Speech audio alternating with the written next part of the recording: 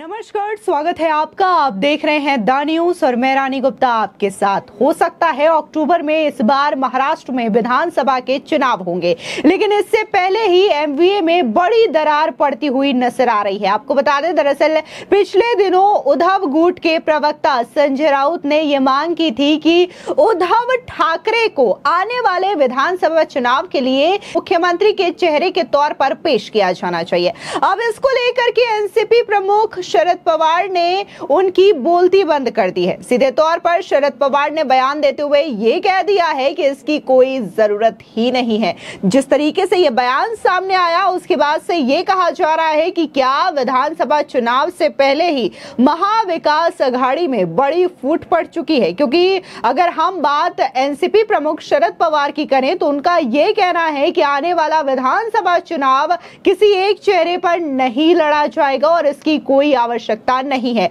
तो वहीं दूसरी ओर बात अगर हम उद्धव गुट के प्रवक्ता संजय राउत की करें तो उनका कहना है कि उद्धव ठाकरे को मुख्यमंत्री के चेहरे के तौर पर पेश किया जाना चाहिए। अब इसी बयानबाजी को लेकर के जो दरार है वो पड़ती हुई एमवीए में नजर आ रही है।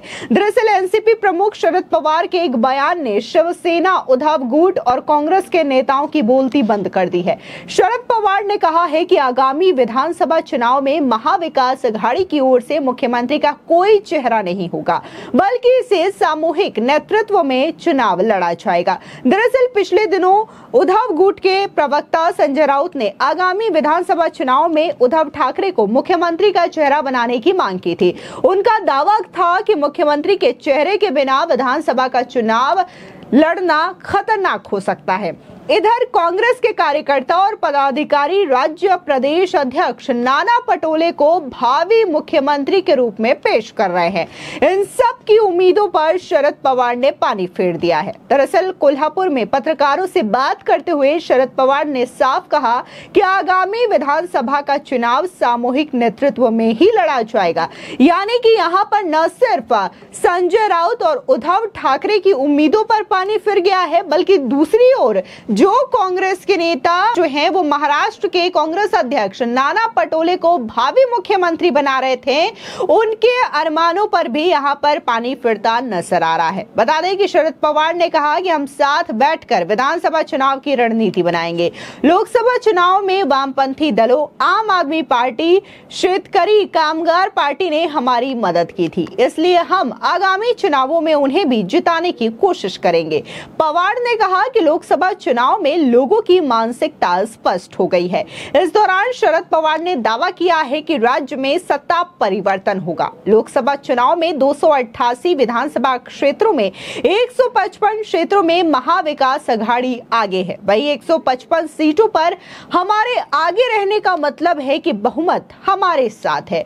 राज्य में सत्ता परिवर्तन के लिए स्थिति अनुकूल है। बता दें कि हाल ही में संजय राउत ने कहा था कि विधानसभा चुनाव के लिए मुख्यमंत्री पद का चेहरा जरूरी है। हालांकि शरद पवार ने बताया कि लोकसभा चुनावों में एमवीए 288 विधानसभा क्षेत्रों में से 155 में आगे था। एनसीपी प्रमुख ने कहा कि इससे रुझान का साफ पता चलता है और यह साबित होता है कि एमवीए विधानसभा चुनाव जीतने की अच्छी स्थिति में है।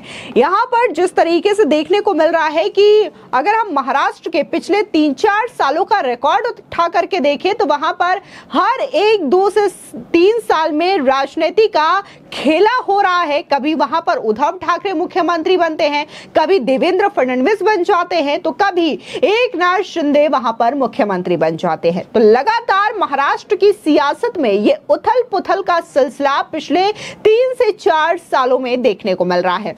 ऐसे में उम्मीद जताई जा रही है कि हो सकता है कि साल 2024 के अक्टूबर महीने में ही वहां पर विधानसभा के चुनाव होंगे। ऐसे में जहां बीजेपी एकनाथ शिंदे के साथ मिलकर के, अजीत पवार के साथ मिलकर के चुनाव को लेकर के पूरी मजबूत रणनीति बनाती हुई नजर आ रही है, तो वही बात हम एमवीए की करें, यानी कि उद्धव ठाकरे, शरद पवार और इसी के साथ ही कांग्रेस की, तो यहां पर कहीं ना कहीं आपसी खिटपिट नजर आ रही है।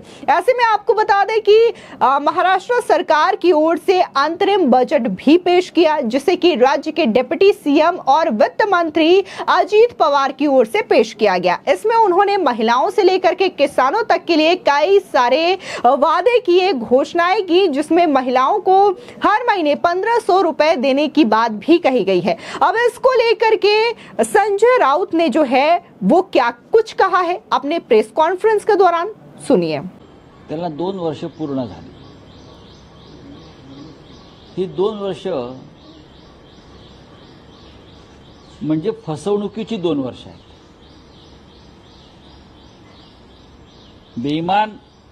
बेईमान पद्धतीने एक सरकार स्थापन केलं, घटनाबाह्य पद्धतीने एक सरकार स्थापन केलं।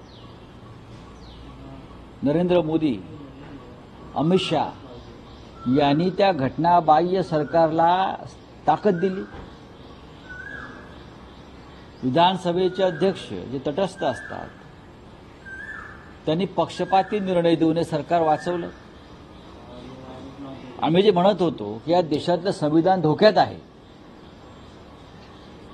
या देशातलं संविधान धोक्यात आहे, यांच्या हातामध्ये संविधानाची हत्या होते। नरेंद्र मोदी, अमित शाह, देवेंद्र फडणवीस, राहुल नार्वेकर याचं ज्वलंत उदाहरण म्हणजे महाराष्ट्रातील सरकार।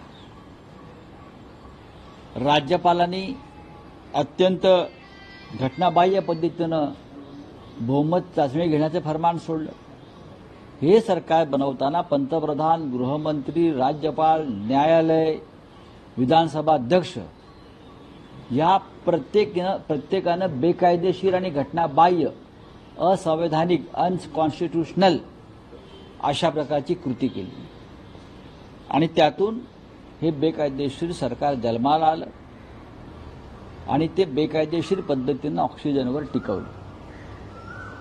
त्याच्यामुळे हे सरकार जे आहे हे फसवणुकीतून निर्माण झालेलं सरकार महाराष्ट्र राज्याच्या छाताडावर बसलेलं आहे आणि त्याचं आता हे आहे आयुष्य हे अजून 2 किंवा 3 महिन्याचं आहे। लोकसभा निवडणुकीमध्ये या सरकारला लोकांनी लाथाडलं, नाकारलं आणि विधानसभा निवडणुकीत सुद्धा या सरकारचा दारुण पराभव होईल। मात्र त्यांचं म्हणणं आहे की आम्ही उठाव केलेला आहे, त्यामुळे हा शिवसेना खरा पक्ष आमचाच आहे, असं देखील त्यांचं म्हणणं आहे। असं आहे की मिंधे काय म्हणतात त्याच्यावरती जग चालत नाही। कसला उठाव त्यांचा? चोरांचा उठाव, दरोडेखोरांचा उठाव, असं कधी होतं का? तुमच्यात हिंमत होती तर तुम्ही स्वतःचा पक्ष स्थापन करून स्वतःच्या चिन्हावर निवडणुका लढायला हव्या होत्या। लोकसभा निवडणुकीत मिंध्यांनी जिथे जिथे ते उभे राहिले तिथे लाखो मतं विकत घेण्याचा प्रयत्न केला। हेलिकॉप्टरमधून कसे पैसे उतरत होते आपण पाहिलंय। मिंधे मुख्यमंत्री अनेक मतदारसंघात 4-4 दिवस जाऊन हॉटेलच्या रूममध्ये बसून कसे पैसे वाटत होते हे आपण पाहिलंय। त्याच्यामुळे उठाव कसला? हा पैशांचा उठाव होता आणि हा बेईमानीचा उठाव होता। अनेक सवलती त्यांनी दिल्या आहेत अधिवेशनामध्ये, महिला असतील या बघा, सरकारी जनतेच्या पैशानं लोकांना भुलवण्याचा आणि मतं विकत घेण्याचा प्रयत्न आहे। लोकसभा निवडणुकीमध्ये थेट लोकांना, मतदारांपर्यंत पैसे पोचवून मतं विकत घ्यायचा प्रयत्न केला। या विधानसभा निवडणुकीआधी जनतेच्या पैशातून मतं विकत घेण्याचा हा थेट प्रयत्न, ही लाच आहे। फोटोग्राफी करणारा मुख्यमंत्री असला तर अडचण होते असे देवेंद्र फडणवीस यांनी उद्धव ठाकरेंना टोला दिला। काय म्हटलं? फोटोग्राफर असणारा मुख्यमंत्री असला की अडचण होते महाराष्ट्रासाठी, असं देखील देवेंद्र फडणवीस। उत्तम फोटोग्राफर असला की महाराष्ट्राचं चित्र उत्तम काढलं जातं आणि त्याने ते चित्र काढलेलं आहे आणि ते चित्र इतकं विदारक आहे महाराष्ट्राचं आणि म्हणून लोकसभेत तुमचा पराभव झाला। त्याच्यामुळे त्यांना अडचण होणारच। देवेंद्र फडणवीस हे आता महाराष्ट्राच्या राजकारणात दखलपात्र राहिलेले नाहीत, इतकंच मी सांगू शकतो। सर्कल जयंत पाटिल ने कहा बजट सेशन के ऊपर की चदर फटी इसलिए खैरात बटी, वो तो है ना, वो तो है। जनता का पैसा है, स्टेट का पैसा है।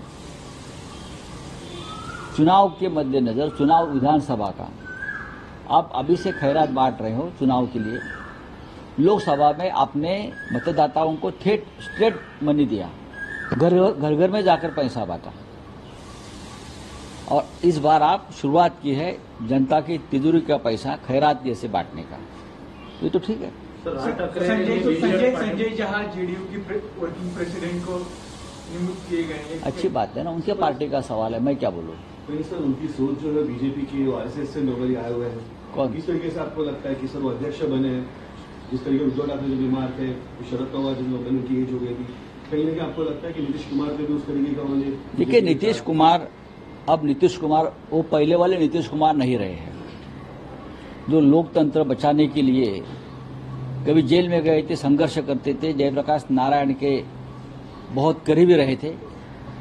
अब नीतीश कुमार की तबीयत, उनकी हेल्थ, उनकी मानसिकता बहुत ही खराब है। अगर वो उनकी तबीयत ठीक रहती तो मोदी जी के साथ नहीं जाते, और उनके लोगों ने उनको घेर लिया है, उनको गुमराह किया है, और मोदी और शाह जी उनका गैर इस्तेमाल कर रहे हैं। कर्जबाजारी राज्य ठरलेलं आहे, आणखीन 1 कोटी कर्ज होणार आहे। वो मग 2 वर्षामध्ये काय केलंय मिंदे सरकारनं त्याचा पुरावा आहे ना।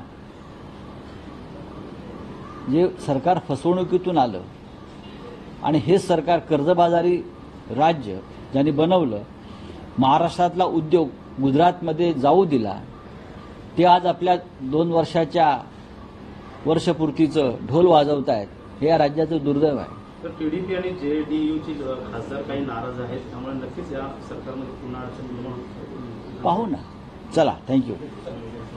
फिलहाल इस पूरे मामले को लेकर के आपकी क्या राय है, हमारे कमेंट सेक्शन में जरूर बताएं। धन्यवाद।